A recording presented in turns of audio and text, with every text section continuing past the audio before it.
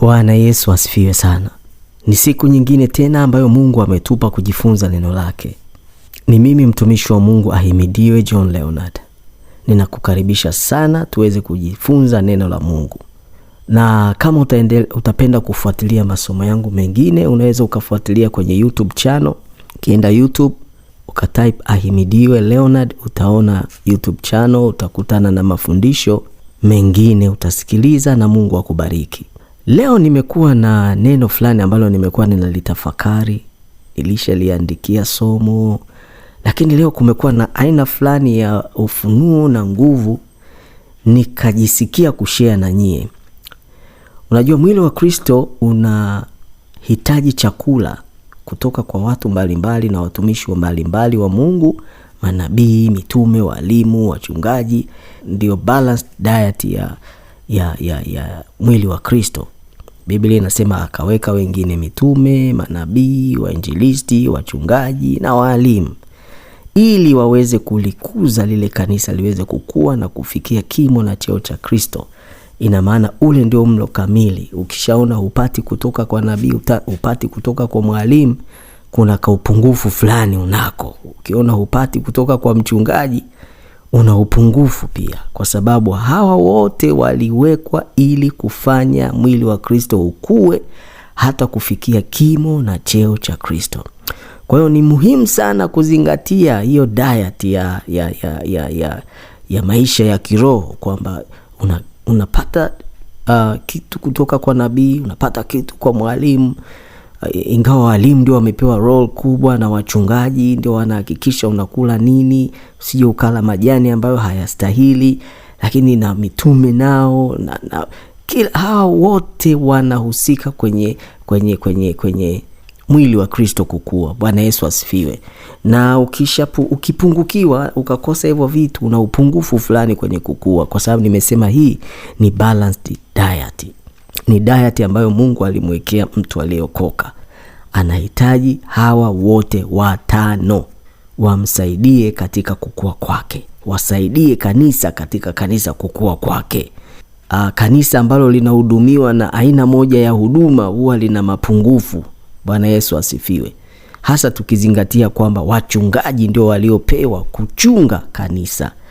Hao ndio waliopewa kuchunga kanisa. Hawa wengine wanakuwa ndani ya kanisa, lakini anayesimamia hasa kanisa na kulitunza ni mchungaji. Nabii anakuepo lakini hachungi kondoo. Mtume anakuepo lakini hachungi kondoo. Mtume yeye anakuepo pale kuanzisha kazi mpya. Anaenda kuanzisha kazi huko maeneo magumu ambayo injili haijafika. Unaenda kule, unaanzisha kanisa, unaanzisha huduma pale, unaachia wachungaji, unaachia walimu wanafundisha pale, na manabii wanaweza kuleta vitu mbalimbali vya mbinguni, wanavileta pale kufanya ile huduma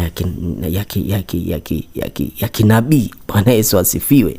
Kwa hiyo ni mambo ambayo sasa hivi tunaona tofauti kidogo. Unakuta mtume amekuwa mchungaji, amekaa na kanisa hapo mjini, wakati yako maeneo mengi tu ya kwenda kufungua huko.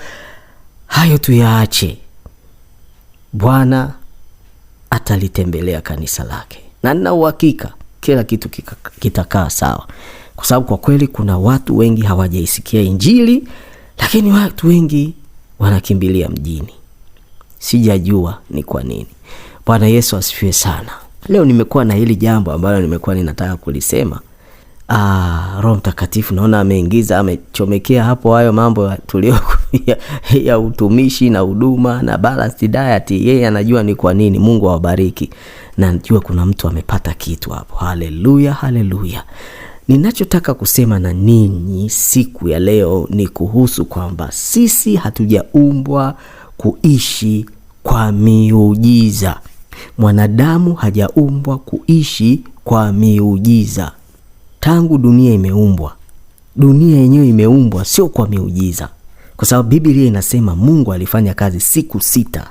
Siku ya 7 akapumzika. Alimfinyanga mwanadamu.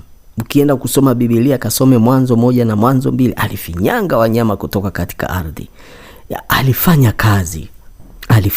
Ndio maana anasema siku 6 alifanya kazi. Hakufanya miujiza, alifanya kazi. siku ya 7 akapumzika. Bwana Yesu asifiwe sana. Kwa hiyo unaona jinsi ambavyo hata uumbaji wa dunia haukuwa muujiza. Mungu alifanya kazi, lakini anamuumba mwanadamu pia. Ukienda kusoma kwenye kitabu cha Mwanzo mlango wa 1 na wa 2, utaona, tutasoma hiyo mistari kwamba Mungu anaagiza mwanadamu afanye kazi. Bwana Yesu asifiwe sana. Haleluya. Mungu hakutuumba tuishi kwa miujiza. Mungu alituwekea mfumo wa kuishi ambao kila kitu kinafuata utaratibu uliowekwa na Mungu ili kuweza kufanikiwa katika mambo yake. Binadamu amewekewa mfumo wa kuishi. Mnyama amewekewa mfumo wa kuishi. Lakini sio mnyama tu, kila aina ya mnyama amewekewa mfumo wake wa kuishi kwa namna ambayo atapata kila anachokihitaji na sio kwa muujiza. Haleluya. Haleluya. Binadamu amewekewa mfumo wake. Paka amewekewa mfumo wake. Mbwa amewekewa mfumo wake. Wanyama wa porini wamewekewa mifumo yao. Ndio maana unaona porini wako zebra, pundamilia, wako twiga, yuko simba, yuko chui, yuko tembo, wote wanakula, wote wanashiba, wote wanazaliana, na ndio maana bado wapo. Hawa wanyama wanapotea tu kwa sababu ya wanadamu kuwaua na kufanya vitu vingi ambavyo vinavuruga mfumo wa wanyama. Bwana Yesu asifiwe sana. Unajua wanyama wanategemea sana sisi tunavyoishi. Yesu alisema, enendeni ulimwenguni mote mkaihubiri injili kwa kila kiumbe. Injili ya Kristo inapokuingia, inapohubiriwa mahali, inaleta ukombozi kwa kila kiumbe. Kwa sababu baada ya Adam kukosea, kila kitu kilivurugwa. Kumbuka hii dunia ameumbiwa mwanadamu. Kwa hiyo mwanadamu alipokosa, amefanya hadi wanyama wanaishi kwa shida. Ndio maana leo mwanadamu anaweza akakosea, nchi ikapigwa na ukame, wanaokosa chakula ni wanyama. Kwa sababu wale wanyama waliumbwa kwa ajili ya binadamu. Naona Roho Mtakatifu anaingiza kitu kingine hapa, ambapo ananisukuma kuwasomea neno moja hapa muweze kuliona kidogo, alafu tutaendelea. Ukisoma kitabu cha Warumi 8:19, neno la Mungu linasema, kwa maana viumbe vyote pia vinatazamia kwa shauku nyingi kufunuliwa kwa wana wa Mungu. Viumbe vinatazamia kwa shauku nyingi kufunuliwa kwa wana wa Mungu. Hivi viumbe haviurithi uzima wa milele. Anaongelea mambo ya hapa duniani, kwamba kuna namna fulani mfumo wa wanyama pia ulivurugwa baada ya Adam kukosea. Sasa baada ya Adam wa pili Yesu Kristo kurudi, amerudi kurudisha kila kitu kwenye nafasi yake. Wewe mwanadamu unarudishwa kwenye ile nafasi ya kwanza iliyokusudiwa. Yaani vile vitu vya mwanzo vilivyokusudiwa, sisi ndio tunapaswa kuvirudisha. Ni kwamba hatuelewi tu na hatutambui.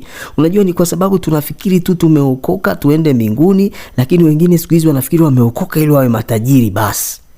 No, kuna kazi kubwa sana ambayo Yesu aliifanya pale msalabani, ambayo mojawapo ni kumrudisha mwanadamu kwenye nafasi aliyoipoteza baada ya Adam kukosea. Sasa hii nafasi, unapokaa kwenye nafasi yako kwenye eneo lilopo, na viumbe wanafurahia, viumbe wanakutana na amani na furaha tele. Kwani ukiacha ulevi, ulikuwa unarudi usiku mlevi, ghafla unakutana na Yesu, unakutana na injili, unaokoka. Yule mbwa wako wa nyumbani anajua kabisa huyu jamaa siku hizi ameokoka, harudi tena usiku. Ameisikia injili vizuri. Alikuwa anasikia kila siku mlevi anarudi, anatukana nje, anaongea maneno ya ajabu, akikaa vibaya anapigwa. Lakini huyu jamaa amebadilika. Injili imehubiriwa. Lakini sio hivyo tu, tutakapoishi kwa kumpendeza Mungu, mvua itanyesha vizuri, hakutakuwa na ukame, hakutakuwa na vurugu ambazo zitaathiri na wanadamu na wanyama wengine. Hatutakata miti ovyo, tutajali mazingira, maana kukata miti ovyo, kutojali mazingira ni tabia ya kishetani. Kwa sababu tulipewa hivyo vitu tuvitunze. Mungu alivyootesha miti, mimea ya kila aina, alisema muitunze, muilime. Sasa siku hizi hatuitunzi, hatuilimi, tunakata miti ovyo, tunaharibu mazingira ovyo, kwa hiyo tunawavurugia hata wanyama. Ndio maana Biblia inasema, kwa maana viumbe vyote pia vilitiishwa chini ya ubatili, si kwa hiari yake. Mstari wa 20. Baada ya Adam kukosea, na viumbe vilitiishwa chini ya ubatili. Kwa maana viumbe vyote, mstari wa 20, kwa maana viumbe vyote pia vilitiishwa chini ya ubatili, si kwa hiari yake, ila kwa sababu yake yeye aliyevitiisha, katika tumaini. Vilitiishwa, lakini vikawa vinasubiri tumaini la mwana wa Adam, Yesu Kristo, kurudi ili aweze kuvirudisha kwenye nafasi yake. Kwa kuwa viumbe vyenyewe, mstari wa 21, kwa kuwa viumbe vyenyewe navyo vitawekwa huru na kutolewa katika utumwa wa uharibifu, hata viingie katika uhuru wa utukufu wa watoto wa Mungu. Uhuru wa utukufu wa watoto wa Mungu. Kuna somo nilifundisha kuhusu kuwa mtoto wa Mungu. Unaona hapa, unapokuwa mtoto wa Mungu uliye huru ndani ya Kristo Yesu, viumbe navyo vinafurahia. Kwa maana, mstari wa 22, kwa maana twajua ya kuwa viumbe vyote pia vinaugua pamoja, navyo vina utungu pamoja hata sasa. Wala si hivyo tu, ila na sisi wenyewe tulio na malimbuko ya Roho, sisi pia tunaugua katika nafsi zetu, tukikutazamia kufanywa wana, yaani ukombozi wa miili yetu. Ukombozi wa mwili. Yaani unapokuwa delivered, unajua kuna kuokoka na kuna kuwa delivered. Kukombolewa kutoka kwenye zile tabia za asili. Wewe uone kwamba kuna mtu ameokoka lakini kuna tabia za asili bado anazo. Kuna hali fulani bado anayo. Kwa hiyo kadri kila siku anavyozidi kuchuchumilia, anabadilika, anakuwa mwana wa Mungu kamili. Unapokuwa mwana wa Mungu kamili, viumbe navyo vinasubiria hiyo hali. Hapa haongelei kuenda kule mbinguni, kwa sababu ng'ombe na fisi na nyani hawaendi mbinguni. Anaongelea wanyama walioko hapa, wanasubiriwa kukombolewa kwetu. Wanasubiria sisi kurudi kwenye nafasi zetu, kwa sababu sisi ndio tuliharibu mfumo wa dunia nzima ilivyo kupitia Adam. Sasa kupitia Adam, Yesu Kristo, sisi tunaomwamini tunapaswa kurudisha mfumo uliopaswa kuwepo wa wanyama kufurahi na viumbe vyote kufurahi. Bwana Yesu asifiwe. Nimesema hivi vitu viliumbwa kwa ajili ya mwanadamu.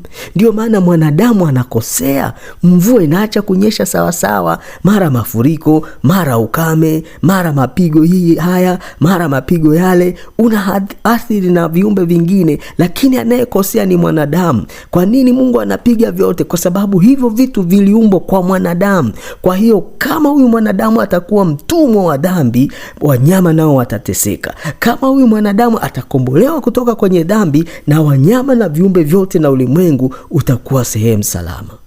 Bwana Yesu asifiwe sana. Haleluya.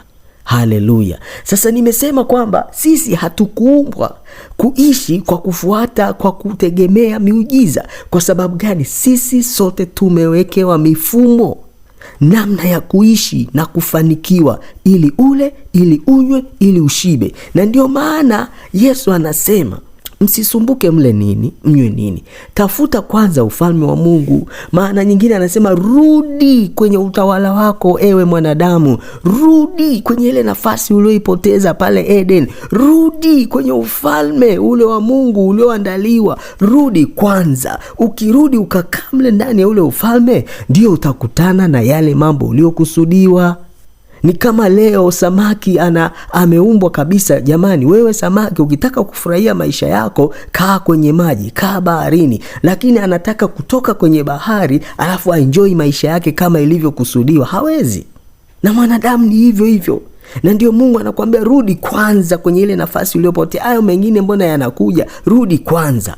Kaa kwenye nafasi yako. Na unarudije? Muamini Yesu Kristo kuwa Bwana na Mwokozi wa maisha yako, kwa sababu yeye ndiye Adamu wa pili aliyekuja katika mwili ili amwage damu yake msalabani, na ukimwamini anakurudisha kwenye ile nafasi. Bwana Yesu asifiwe sana. Mungu alituwekea mfumo wa kuishi ambao kila kitu kinaofuata utaratibu uliowekwa na Mungu ili kuweza kufanikiwa katika mambo yake. Mfano, ili samaki aishi hahitaji muujiza. Samaki hahitaji muujiza ili aishi. Anachohitaji ni kufuata utaratibu au mfumo halali aliowekewa na Mungu ili aishi na kula na kuongezeka. Na utaratibu wenyewe ni kuishi ndani ya maji. Samaki amewekewa mfumo wake na utaratibu ambao ni kuishi ndani ya maji. Samaki hawezi kumuomba Mungu ampe muujiza wa kuishi akiwa nje ya maji, wakati huo ndio utaratibu aliowekewa. Yaani leo samaki anawezaje kutaka muujiza? Mungu, naomba muujiza, fanya muujiza Bwana, niweze kuishi ardhini, niweze kuishi kwenye nchi kavu. Yeye aliumbiwa kukaa kwenye maji. Huwezi kupewa muujiza huo. Ulishawekewa mfumo halali wa kuishi ambao utapata kila kitu ambacho Mungu anajua unakihitaji. Bwana Yesu asifiwe sana. Huo ndio utaratibu ambao samaki amewekewa. Anaweza kuomba muujiza wa kuishi nje ya maji au kupata chakula nje ya maji pale tu anapojikuta nje ya maji kwa namna ambayo iko nje ya uwezo wake. Labda awe ametolewa na mtu au mnyama. Unakuta ametolewa samaki, katupwa nje, kama huwa anaomba, kama anawasiliana na Mungu, Mungu nifanyie miujiza. Nimetolewa kwenye maji, naomba unisaidie nirudi. Naomba ni survive mpaka nitakapoweza kurudi kwenye maji. Hapo ndipo samaki anaweza kuhitaji muujiza. Lakini hawezi kuhitaji muujiza wa kukaa nje ya maji, kwa sababu hakuumbiwa kuishi kwa muujiza. Na sisi ni hivyo hivyo, hatukuumbiwa kuishi kwenye miujiza. Bwana Yesu asifiwe. Kwa mfano, ili uvune mazao unahitaji mbegu, ardhi, maji na kuilima hiyo ardhi. Ukisoma kitabu cha Mwanzo 2:5, mfumo alioweka Mungu wa kupata mazao ulikuwa haujakamilika. Ndio maana mazao yalikuwa hayajaota. Kwa sababu ukienda kusoma kwenye Mwanzo 2:5 unaona mimea ilikuwa bado haijakuwa. Kwa nini? Mungu alivyoumba ile mimea aliweka mfumo kwamba hii mimea inahitaji maji, mvua inyeshe. Hivi unaweza kwenda kuotesha shambani huko hakuna maji, hakuna nini? Lazima, ndio maana kuna mpaka kilimo cha umwagiliaji. Kwa sababu gani? Kwa sababu ndio mfumo uliowekwa, ndio utaratibu uliowekwa na Mungu. Kwa nini hatuweki mbegu huko tukasema Mungu fanya miujiza, yale mahindi yakue, yale maharage yakue, ukaanza na kunena pale? Unatafuta maji, unaomba Mungu anyeshe mvua. Kwa sababu gani? Ndio utaratibu. Hatukuumbiwa kuishi kwa miujiza. Miujiza inakuja pale tu inapobidi na inakuvusha kutoka mahali. Basi. Na miujiza inakuja kwa sababu hicho kitu kiko juu ya uwezo wako. Kumbuka, mwanadamu alipewa mamlaka, ameumbwa kwa sura na mfano wa Mungu. Lakini pia Biblia inasema amekuwa mdogo punde kuliko Mungu. Ukienda kusoma Zaburi ya 8, yani huyo mwanadamu akitoka Mungu ni mwanadamu, kwa hiyo naye ana uwezo wake. Alafu ndipo anakuja Mungu juu yake. Sasa Mungu ameshakupa aina fulani ya uwezo na mamlaka ulio nayo. Kwa hiyo wewe atakufanyia miujiza au mimi atanifanyia miujiza pale tu ambapo kuna namna yoyote nimekwama na sina uwezo, na akisha nivusha, maisha ya kawaida yanaendelea. Bwana Yesu asifiwe sana. Ili uvune mazao, nimesema ni lazima ulime, kuwe na maji. Ndio maana unaona kulikuwa mazao yalikuwa hayajakuwa, ile miti ilikuwa haijakuwa. Ukienda kusoma Mwanzo 2:5, Mungu akanyesha mvua. hakusema na miti yote. Unajua watu wengi wanafikiri ilikuwa hivyo. Nenda kasome kitabu cha Mwanzo mlango wa 1 na mlango wa 2. Mlango wa 1 ni kama ramani ya uumbaji. Mlango wa 2 unaona vitu anaanza kufanya. Anasema kulikuwa miti haijakuwa bado. Unaona sasa anaachilia mvua, anaachilia umande ili miti ikue na miche ya kondeni ikue. Lakini unaona pia kumbe mwanadamu ukienda Mwanzo 1 unaona ni kama vile alishawaumba, lakini akija huku aliumba wanyama, alafu alimuumba Adam, alafu akaona hana msaidizi akaumba wanyama, alafu kama wanaweza kumsaidia Adam ikawa haiwezekani, ndipo akatoa ubavu wa Adam akamtengenezea msaidizi. Sasa unaona ni process ndefu iliendelea, hakukuwa na muujiza. Mungu alikuwa kazini anafanya kazi. Leo wewe unataka muujiza, uishi kwa muujiza. Kanisa la leo limeharibikiwa sana kwa kufikiri kwamba sisi wanadamu tuliumbwa kuishi kwa muujiza. Umekaa unasubiri muujiza wa hela, umekaa unasubiri muujiza wa chakula, hufanyi kazi, umekaa. Yaani kweli wewe umekaa eti unasubiri miracle money. Hebu tuache ujinga jamani. Tuache ujinga. Umekaa unasubiri miracle money. Kwa hiyo wewe utaishi kwa maisha ya miujiza siku zote. Utaishi kwa miujiza, utaoa kwa miujiza, utazaa watoto kwa miujiza, utalea watoto kwa miujiza, utasomesha kwa miujiza. No way. Hakuna hicho kitu. Muujiza utakuvusha. Tusikie nikwambie, ngoja nikupe mifano miwili. Hivi ikitokea unaendesha gari, driving license yako imeisha, traffic anakukamata, una makosa, una driving license, una leseni. Alafu kwa neema za Mungu yule traffic anakucheki, anakuambia huna driving license, nimekusamea, usirudie tena. Hivi unaenda ku renew driving license yako au utaendelea kuishi kwa huo muujiza?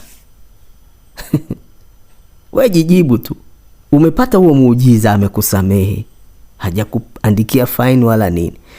Unataka kuniambia utaendelea kuishi hivyo kila siku, kwamba ukikutana na traffic unataka muujiza, na wakati sheria imewekwa kwamba lazima uwe na driving license? Kwa hiyo umepona pale, unachotakiwa ni kwenda kufanya juu chini urenew driving license, au kama huna utafute.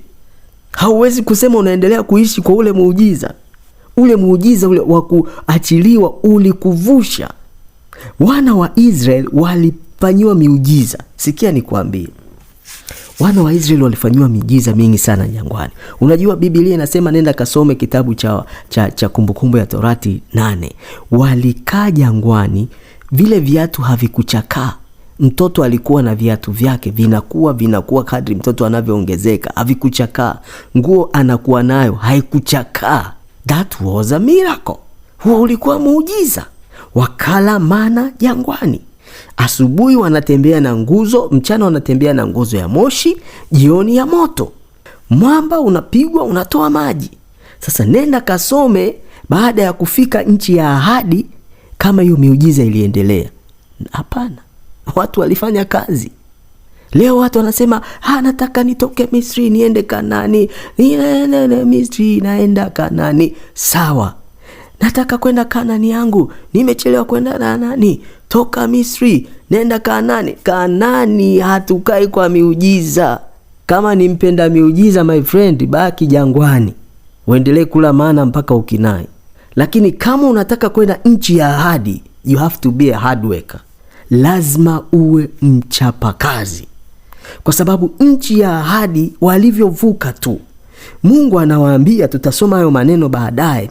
Mungu anawaambia mtavuka ile nchi, mtakuta nyumba msizojenga. Huo ni muujiza. Mtakuta kwenye zile nyumba msizojenga kuna furniture, kuna vitu vizuri vya thamani kwenye zile nyumba. Lakini mtakuta na mashamba ambayo hamkulima, yenye mizabibu na ngano ambazo hamkulima, mtavuna. Nyinyi ni wageni, karibu mgeni kwenye nchi ya ahadi. Lakini baada ya hivyo vitu kuisha, baada ile mizabibu kuisha, baada ya ile ngano kuisha, lazima uende shambani ulime. Hizo nyumba mmepewa, usipofanya kazi, hizo furniture zikiharibika, unaripea vipi? Huna kazi. Unasubiri muujiza? wa kutengenezewa furniture, wa kutengenezewa nyumba ulioikuta hukuijenga, ni sawa, ni muujiza umeukuta. Kwa hiyo unataka muujiza kila siku wa kupaka rangi iliyoharibika, wa kurepair, renovate? Hapana, ni lazima ufanye kazi ili hicho ulichopewa kimiujiza uendelee kuwa nacho, uendelee kukitunza. Muujiza ukisha kuja unakusogeza mahali. Ndio maana hata muujiza wa uponyaji Yesu alikuwa anawaambia nini? Akisha mponya mtu anamwambia usitende dhambi tena. Why? You have to do something to maintain, to keep that miracle alive. Kuendelea kuufanya ule muujiza uendelee kuishi, ni lazima wewe unafanya kitu ambacho sio muujiza, ni aina ya mfumo wa maisha. Bwana Yesu asifiwe sana. Haleluya. Ndio maana akikuponya anakuambia usitende dhambi tena.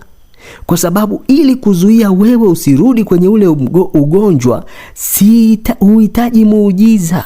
Sikufanyii muujiza wa wewe kutougua tena, ni wewe kubadilisha lifestyle yako. Haleluya. Haleluya. Ndio maana alikuwa kila anayemponya anamwambia usitende dhambi tena. Kwa sababu dhambi ndio inayoleta ugonjwa. Hakuna ugonjwa unaotoka kwa Mungu. Mungu hakuumba ugonjwa. Ugonjwa umekuja baada ya dhambi. Usijidanganye ukasema Mungu ameleta ugonjwa. Mungu hajaleta ugonjwa. Ugonjwa umeletwa baada ya dhambi na shetani. Ni kazi za shetani. Mungu anaweza kuruhusu ukakupata ili ajitukuze. Sasa huo ni mpango wa Mungu, lakini kwamba yeye ndio ameuumba, no. Kwa hiyo unaweza ukaponywa, lakini kwenye kuulinda ule uponyaji ni kazi yako. Ndio maana kwenye nchi ya ahadi ni kazi yao. Waliambiwa ni kazi yangu mimi nikifika kwenye nchi ya ahadi kufanya kazi kwa bidii. Ni kazi yako wewe ukifika nchi ya ahadi kufanya kazi kwa bidii. Sio kazi tena ya Mungu kufanya muujiza wa kuendelea kufanya vile vitu viwepo. Bwana Yesu asifiwe sana. Wana wa Israeli walipokuwa jangwani, nimesema walihitaji miujiza ya chakula, maji na mengine, kwa sababu hawakuwa mahali ambapo wanaweza kuishi kwa kanuni za uumbaji. Zile kanuni, ule utaratibu ambao Mungu ametuwekea. Ndio maana unaona kina Abraham, kina nani wanachimba visima. Hawakukaa eti Mungu fanya muujiza uchimbe kisima. Hakuna. Wana akili, wanatumia akili. Wanachimba kisima, maji yanakuja. Lakini wale jamaa walikuwa jangwani, kwa walihitaji muujiza. Wameshafika nchi ya ahadi, they have to work ili wale chakula. Kwa sababu huwezi kulima jangwani, huwezi kujenga nyumba jangwani. Lakini baada ya kufika nchi ya ahadi, walihitaji kulima ili wapate chakula. Walihitaji muujiza wa mashamba na nyumba mara watakapofika. Lakini baadaye itabidi wafuate utaratibu ili wajenge, walime, wavune kwenye utaratibu. Kutegemea kuishi kwa muujiza ni kama mtu anayetegemea kuendesha maisha kwa msaada. Hata siku moja huwezi kufulfill dreams zako, kutimiza ndoto zako, maono yako kwa msaada. Wewe unafikiri kwa nini nchi za Afrika mpaka leo, nchi ina miaka 40, 50 kwenye uhuru, haina maendeleo, bado inalia vitu vile vile? Kwa sababu tunategemea misaada. Nilikuwa kijiji kimoja nikakuta mradi wa miti. Wanaotesha miti ya mazao. Miti ya kahawa, miti ya maparachichi, miti ya nini. Ile miti, ule mradi mkubwa wamejenga kama greenhouse hivi, nini kubwa sana pale. Nikauliza, huu mradi upo? Akaniambia, umesimama. Kwa nini? Marekani imekata misaada. Hivi Marekani imekata misaada, kwa hiyo imesimama. Ikasema hivi, hichi kitu huyo mzungu angekuja akapewa yeye, kingekufa. Angeshindwa kufanya kwa namna ambayo inajiendesha kweli? Watu wazima tumekaa tunasubiri ile miti mpaka Marekani akuletee msaada wa kukuoteshea mti wa kahawa ambao unaenda kuotesha wewe. Hizo kahawa unaenda kuuza wewe, unapata hela wewe. Hufikirii kwamba huu mradi kweli tuliletewa tukapewa msaada? It was a miracle. Then baada ya huu muujiza tufanye nini ili iendelee? Wakaniambia, lakini tumepata mfadhili mwingine. Yaani nikaona ni kitu cha ajabu sana. Kweli tunategemea nchi iendelee kwa misaada? nchi ifanikiwe, itajirike, ijiendeshe, watoto waende shule nzuri, hospitali ziwe nzuri, barabara ziwe nzuri, maisha yaende, miundombinu yakae vizuri kwa msaada, kwa muujiza. Hapana. Tumepewa akili, tumepewa mali. Wewe nenda kasome Biblia. Ukienda kusoma kile kitabu cha Mwanzo 2, Mungu hivi wewe, yani kwenye biashara yako ni mamaji tu umemwaga, mimi sijui, sitaki kukuhukumu, lakini hivyo vitu havitakusaidia kama wewe ufanyi kazi, na ufanyi kazi kwa mfumo au kwa aina ambayo hiyo kazi inapaswa kufanywa ili ulete matunda. Huwezi kwenda kumwagia mafuta ya upako huko shambani eti ili magugu yafe. Huwezi. Lazima ulime magugu yatoke, kama ni kulima, kama ni kupiga dawa ya kuua magugu. Huwezi kwenda kumwaga mafuta ya upako eti mahindi yaote kama hakuna mvua. Isaka alipata huo muujiza kukiwa na njaa, lakini mvua inanyesha, maji yapo. Unataka muujiza, hutaki kumwagilia. Hutaki kufanya kazi, umekaa unainyoa simu hivi eti muujiza, miracle money ije, miracle sijui nini ije, unaacha kufanya kazi. Huu ni mwaka wangapi unasubiri miracle money? Na wengine wanaofanya kazi wamefanikiwa. Hawezi kuishi hivyo. Lazima kufanya kazi. Huu ndio mfumo Mungu aliotuwekea. Fanya kazi, utafanikiwa. Bwana Yesu asifiwe. Kwa Mungu alifanya kazi, na ndio mfumo alioweka.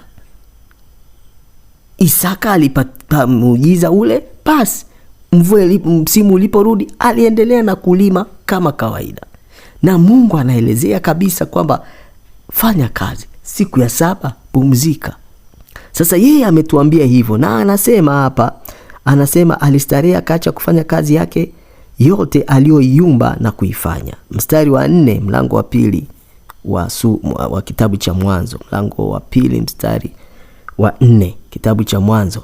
Hivyo ndivyo vizazi vya mbingu na nchi zilipoumbwa siku ile Bwana Mungu alipoziumba mbingu na nchi. Mstari wa 5, hapakuwa na mche wa kondeni bado, wala mboga ya kondeni haijachipuka bado, kwa maana Bwana Mungu hajainyeshea nchi mvua, wala hapana mtu wa kuilima ardhi. Mstari wa 6, ukungu ukapanda katika nchi, ukatia maji juu ya uso wote wa ardhi. Bwana Mungu akamfanya mtu kwa mavumbi ya ardhi, akampulizia puani pumzi ya uhai, mtu akawa nafsi hai. Bwana Mungu akapanda bustani upande wa mashariki wa Eden, akamweka ndani yake huyo mtu aliyemfanya. Bwana Mungu akachipusha katika ardhi kila mti unaotamanika kwa macho na kufaa kwa kuliwa, na mti wa uzima katikati ya bustani, na mti wa ujuzi wa mema na mabaya. Ukatoka mto katika Eden wa kuitilia bustani maji. Unaona kwamba huhitaji tena muujiza sasa, kisha kuwekea na mto ili bustani ipate maji. Alafu hapo unataka tena muujiza Mungu aoteshe. Anaelezea huu mto, hii mito ukienda kusoma jina la wa kwanza Pishoni, jina ulikuwa na dhahabu na nini. Hivyo ni vitu vyote ambavyo Mungu aliviweka kwa mwanadamu, alimkabidhi mwanadamu. Alafu leo sisi wanadamu, hasa wa Afrika, tunasubiri msaada, tunasubiri miujiza. Umepewa dhahabu, umepewa almasi, umepewa natural resources za kila aina, unasubiri msaada, unasubiri muujiza. Yaani kusubiri muujiza hakuna tofauti na anayesubiria msaada ndio ajenge nyumba, anasubiria msaada ndio ajenge nchi. Kuna kazi unatakiwa kufanya ili Mungu abariki. Kwa sababu Mungu anasema atabariki kazi za mikono yako. Anasema utakapoisikia sauti yangu, wingi yako na utokapo. Unamsikiliza, anakupa maelekezo, lakini unafanya kazi. Mstari wa 15, Bwana Mungu akamtoa huyo mtu akamweka katika bustani ya Eden, ailime na kuitunza. Bwana Mungu akamwagiza huyo mtu akisema, matunda ya kila mti wa bustani waweza kula, walakini matunda ya mti wa ujuzi wa mema na mabaya usile, kwa maana siku utakapokula matunda ya mti huo utakufa hakika. Bwana Mungu akasema si vyema huyo mtu awe peke yake. Sasa ninachotaka uone hapa ni kwamba Mungu ameichipusha ile bustani, ameweka vitu, akaachilia maji, miti ikakua. Sawa? Akamweka mtu, akamwambia kula chochote. Na ukienda kwenye kile kitabu cha Mwanzo hiyo mstari Mwanzo moja mstari wa 27, Mungu akaumba mtu kwa mfano wake, kwa mfano wa Mungu alimuumba, mwanamume na mwanamke aliwaumba. Mungu akawabarikia. Mungu akawaambia, zaeni mkaongezeke, mkaijaze nchi na kuitiisha, mkatawale samaki wa baharini na ndege wa angani na kila kiumbe chenye uhai kiendacho juu ya nchi. Mungu akasema, tazama, nimewapa kila mche utoao mbegu ulio juu ya uso wa nchi yote, pia na kila mti ambao matunda yake yana mbegu, vitakuwa ndivyo chakula chenu. Sawa? Mstari wa 30, na chakula cha kila mnyama wa nchi na cha kila ndege wa angani na cha kila kitu kitambaacho juu ya nchi chenye uhai, majani yote ya miche ndio chakula chenu. Ikawa hivyo. Mungu akaona kila kitu alichokifanya, na tazama ni chema sana. Ikawa jioni, ikawa asubuhi, siku ya 6. Mlango wa 2 tumesoma kwamba Bwana Mungu akamwagiza huyo mtu akisema, matunda ya kila mti wa bustani, yale maelekezo yale ya kula, ale chochote, mboga, matunda, nini, isipokuwa mti wa katikati, walakini matunda ya mti wa ujuzi wa mema na mabaya usile. Bwana Mungu akasema si vyema huyo mtu. Sasa ukirudi pale mstari wa 15, Bwana Mungu akamtoa huyo mtu akamweka katika bustani ya Eden ailime. Baada ya kumpa maelekezo kwamba utakula mboga, utakula matunda kwenye ile bustani, akamwelekeza pia kufanya nini? Kuilima na kuitunza. Kwa nini? Usipoitunza hutapata chakula. Usipoilima hutapata chakula. Hivi vitu nilivyokupa uvile, lazima uvitunze, lazima uviangalie, lazima uvifanyie vitu vinavyopaswa kufanyiwa ili viendelee kuwepo. Usipovifanyia hivyo vitu, hayo mambo ambayo yanapaswa kufanyiwa, hivi vitu havitaendelea kuwepo. Wewe unafikiri kwa nini Mungu alimwambia Adam, lima, tunza? Kitu chochote unachotunza ina maana unaangalia kisipate uharibifu. Bwana Yesu asifiwe. Mwanadamu kwenye bustani kabla hajakosea alikuwa anatunza, anafuata utaratibu. Kwa alikuwa anatumia akili kuliko nguvu, kuliko kuteseka. Lakini baada ya ule mfumo kuvurugwa, sasa unaona mtu ana struggle. Ukame unaingia, ninafanyaje? Inabidi nichimbe kisima. Inafanyaje? Inabidi nifanye hivi. Inafanyaje? Inabidi hivi.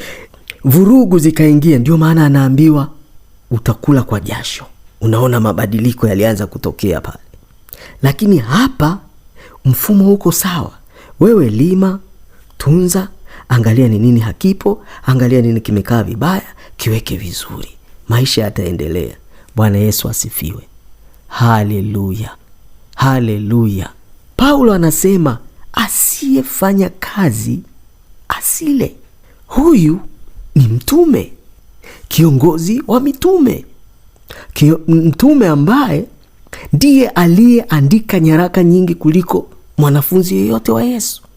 Ameandika vitabu vingi, ametumika mpaka Petro anasema, jamani, huyu jamaa huyu amefunuliwa mambo makubwa magumu ambayo hata watu wengine wanayapotosha. Huyu Paulo alikuwa mfungwa. Kuna wakati alikuwa anatembea na minyororo. Lakini Paulo anasisitiza sana kuhusu kufanya kazi na usilemee watu. Lakini leo wako watu ambao kwa sababu ni watumishi wa Mungu hawataki kufanya kazi, wanajiita watumishi wa Mungu, wanasubiri sadaka. Ni makosa. Kama Paulo anatusisitiza sisi kufanya kazi, hivi sisi ni nani tuzifanye kazi? Kama Paulo alishona hema, ukisoma Matendo ya Mitume 18, Matendo ya Mitume 18 anzia mstari wa 1. Baada ya mambo hayo, Paulo akatoka Athene akafika Korinto. Akamwona Myahudi mmoja jina lake Akila, mzalia wa Ponto, naye amekuja kutoka nchi ya Italia siku za karibu, pamoja na Priscilla mkewe, kwa sababu Klaudio amewaamuru Wayahudi wote watoke Rumi. Naye akafikiria kwao. Paulo akafikiria kwao, na kwa kuwa kazi yao ya ufundi ilikuwa moja, akakaa kwao, wakafanya kazi pamoja, kwa maana walikuwa mafundi wa kushona hema. Paulo akafanya kazi. Jamani, watu wa Mungu, tuache kukaa tunasubiria sadaka. Watumishi, tufanye kazi. Wewe unaenda kusubiria miracle money kule unakoendaga kusubiria miracle money na mafuta ya miujiza na manini. Yule unayeenda kwake, yule mtumishi ana investments ngapi? Kawekeza kwenye vitu kibao. Vile amepata kwa miujiza? Amepata kwa miujiza? Hajapata kwa miujiza. Sasa wewe kwa nini unasubiri muujiza? Tufanye kazi. Muujiza unatuvusha tu. Wathesalonike wa kwanza 2:9. Wathesalonike wa kwanza 2:9. Maana ndugu, mnakumbuka taabu yetu na masumbufu yetu, kwa kuwa mchana na usiku tulifanya kazi, tusije tukamlemea mtu wa kwenu awaye yote. Tukawahubiri hivi injili ya Mungu. Walihubiri injili hivyo kwa kufanya kazi, wasimlemee mtu. Mimi sijasema kwamba hatupaswi kusaidiwa na nini. Lakini huwezi kukaa eti umekaa kitako unasubiri muujiza. Kama huyu Paulo aliweza kukaa na watu akawa anashona hadi hema, na nyaraka akaandika tunazisoma leo, na kufungwa alifungwa, na injili alihubiri, kwa nini sisi ambao tuko kwenye amani tumekaa hivi? Kweli unawezaje kukaa ndani tu eti unasubiri Mungu alete muujiza? Na unasubiri Mungu alete muujiza, yani Mungu alete muujiza wa hela, halafu unaenda unahubiri, unarudi tena hujishughulishi. Yani muda wa kuhubiri, wa kwenda kanisani, ukifika wewe unaenda kanisani, lakini hujishughulishi, utakulaje? Paulo akasema asiyefanya kazi asile. Bwana Yesu asifiwe sana. Kwa hiyo tunaona jinsi ambavyo sisi wanadamu hatukuumbwa tuishi kwa miujiza. Kuna mfumo Mungu alioweka kwenye maisha yetu, lazima tuufuate kama tunataka kufanikiwa, kama tunataka kufikia Mungu alipokusudia sisi kufika. Lakini hatuwezi kufika kwa muujiza. Nimesema kutegemea muujiza ni kama mtu anayesubiri kujenga na kuendesha maisha yake kwa msaada. Msaada unakuvusha tu mahali, lakini sio utakao kusaidia kutimiza ndoto zako. Lazima ufight na kumwomba Mungu akufanikishe kazi za mikono yako, na kuomba na kusikiliza sauti yake ili akupe maelekezo uweze kufanikiwa. Bwana Yesu asifiwe sana. Tunakumbuka hata habari ya Yesu. Yesu alifanya miujiza, akalisha watu 5,000 kwa samaki 2 na mikate 5. Lakini aliendelea kufanya hiyo miujiza? Hakuendelea kufanya hiyo miujiza. Ukienda kwenye Yohana 4, unaona alituma wanafunzi wake kwenda kununua chakula. Kwa nini hakuendelea kufanya ile miujiza ya chakula? Kwa nini anatuma watu kwenda kununua chakula? Muujiza nimekuambia unakuvusha mahali. Ule muujiza wa chakula ulikuwa unamvusha Yesu wapi? Yesu amekaa na wale watu siku 3. Umeshuka upako, Yesu anafundisha, watu wanaombewa na nini siku 3. Upako umeshikilia watu hawasikii njaa. Lakini baada ya ule upako kwisha, wale watu wakaanza kusikia njaa. Kwa sababu kulikuwa na anointing special iko pale, imewashikilia watu kwa siku 3. Sasa ile anointing imeisha, ule upako umeisha, watu wameanza kusikia njaa. Yesu akawaambia hawa watu wataanguka njiani. Wamekaa hapa siku 3 hawajala. Upako ule uliokuwa unawawezesha kukaa hapa umeshaondoka. Sasa tunafanyaje? Inabidi tuwape chakula. Tunawafanyaje? Hatuna chakula. Lete mna nini? Samaki 2 hawa hapa na mikate 5. Akawalisha wale watu. Lakini huoni akiendelea kutengeneza tu na wale watu na wale watu wapenda miujiza, unajua na vitu vya bure hivi, walikuwepo toka enzi zile. Maana walimfuata kesho yake. Yesu akamwambia, nyinyi mnanifuata kwa sababu ya mikate ile iliyowapa kule ya bure. Mimi ndio mkate sasa wa uzima. Wakasema huyu jamaa huyu ameshaishiwa mikate, anaanza kutuambia yeye ndio mkate wa uzima. Kwa sababu kama ulifanya muujiza wa mikate ufanye na hapa. Lakini ile sio haiko kwenye mfumo wa kila siku. Ile ni daraja tu la kukuvusha kwenye shida. Ndio maana alikuwa anamweka hazina, ndio maana alikuwa na mfuko wa fedha, ndio maana alikuwa anatuma vijana kwenda kununua chakula. Bwana Yesu asifiwe. Hakuwa anafanya miujiza tu kila siku ya kutengeneza chakula. Kwa hiyo mfumo Mungu aliotuwekea wa kuishi ni huo. Hatupaswi kukaa tunasubiri muujiza. Tunapaswa tufanye kazi Mungu aliotukusudia kufanya. Tusikae tunasubiri miujiza. Mwanadamu hakuumbiwa kuishi kwa miujiza. Mwanadamu amepewa hii dunia aimiliki na kuitawala. Na Yesu Kristo amekuja kurudisha ile nafasi ya mwanadamu aliyoipoteza. Kama ameirudisha na unamwamini Yesu Kristo kuwa Bwana na Mwokozi wa maisha yako, amekufanya kiumbe kipya, ya kale yamepita, umezaliwa upya. Kwa umerudi kwenye ile nafasi ya kwanza ya Adamu aliyoipoteza kabla ya dhambi. Hupaswi kuishi kwa kusubiri muujiza. Wako watu wanakusubiri, viumbe vinakusubiri. Nimekuambia ukae kwenye nafasi yako, ufanye kazi, umtumikie Mungu. Lakini sio kumtumikia Mungu tu, usiwe mvivu. Ufanye kazi ili na waliokuzunguka wafaidi. Bwana Yesu asifiwe sana. Haleluya, haleluya. Ni maneno ambayo nimejisikia leo kusema na wewe, na naamini Mungu atakusaidia.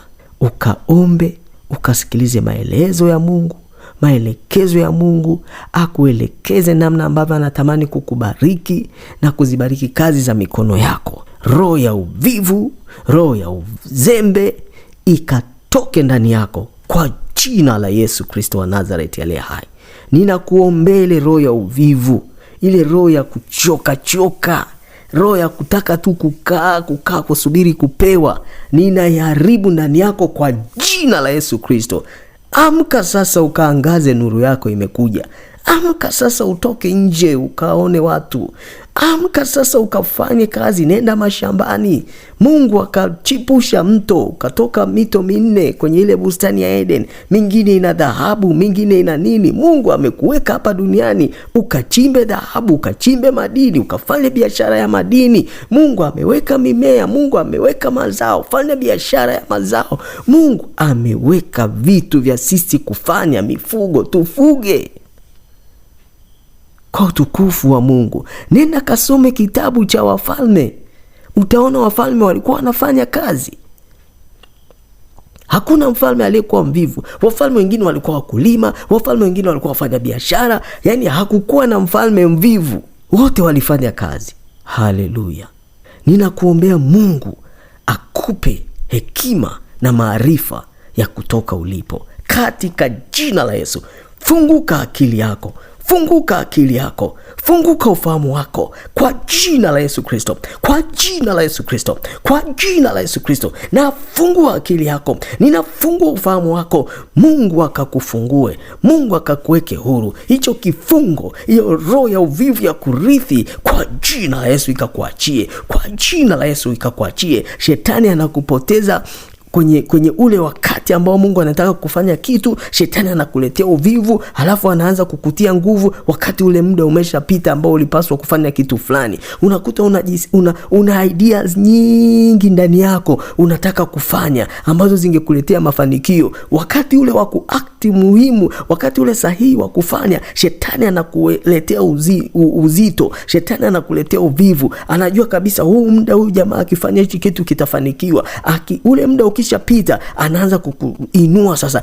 Fanya, hakifanikiwi. Amesha kupoteza timing. Ninaenda kinyume na hiyo roho ya shetani kwa jina la Yesu Kristo. Mungu anapoleta mawazo mazuri ndani yako ya kuyafanyia kazi, act on time kwa jina la Yesu, ukayafanyie kazi kwa wakati kwa jina la Yesu Kristo, kwa jina la Yesu Kristo. Mungu akakupe ubunifu, Mungu akakupe ubunifu, Mungu akakupe ubunifu. Vile vitu unavyovibuni, ile miradi na mipango unayoibuni ya kufanikiwa kwenye maisha yako, ukaifanya kwa wakati, na Mungu akaibariki kazi ya mikono yako katika jina la Yesu Kristo, katika jina la Yesu Kristo. Kila anayekuzunguka akajue wewe uko ndani ya Yesu Kristo, akajue wewe ni mwana wa Mungu aliye hai, akajue wewe ni mwana wa Mungu. Maana wana wa Mungu, hata viumbe vinasubiria kufunguliwa kwetu, kuwekwa huru kwetu. Nami nakuweka huru na kukufungua katika vifungo vya mwili wako kwa